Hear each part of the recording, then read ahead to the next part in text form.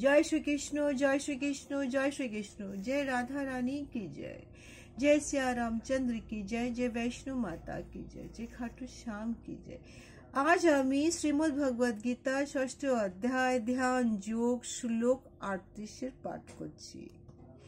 किंचितः न उभयः विभ्रष्टः छिन्नः अभ्रम इवः नश्यति अप्रतिष्ठितः महाभयो विमूढ़ः ब्रह्मणः पथिः।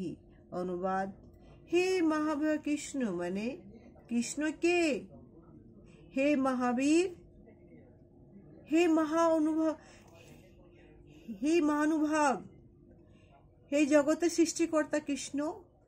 कर्म ও যোগ হতে ভ্রষ্ট ব্যক্তি ব্রহ্ম লাভের পথে থেকে বিমূঢ় হয়ে সে আশ্রয়হীন হয়ে পড়ে।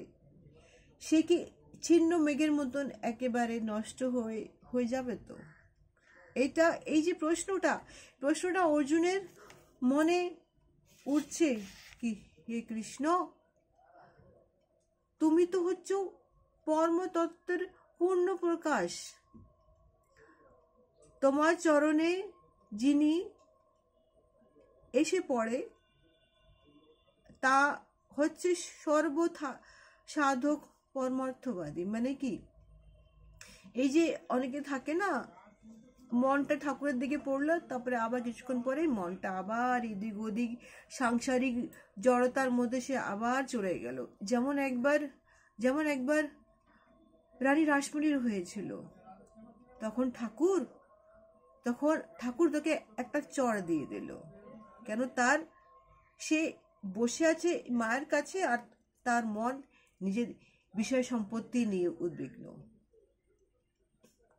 সেইভাবে এখানে অর্জুন বলছেন, তখন তো মন তো উড়ে যাচ্ছে, তখন কি হবে ঠাকুর ভগবান?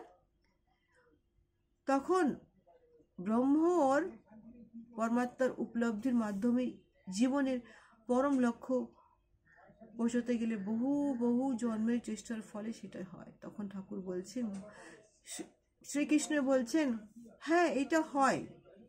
মনটা যে এদিক ওদিক চলে যেতেই পারে। যখন ছোট ছোট মেঘ যখন উড়তে থাকে আকাশে, তখন হঠাৎ করে একটা বড় মেঘের সাথে তার মিশে যায়, সে তার মধ্যে সে চলে যায়। আবার সে আস্তে আস্তে সে বড় হতে হতে তার বৃষ্টি হয়, মেঘ হয়ে আবার বৃষ্টি হয়ে যায়। কিন্তু আবার সেই ছিন্ন যে মিশতে পারে না, সে তো এদিক ওদিক হয়ে যায়। তখন কি হয়?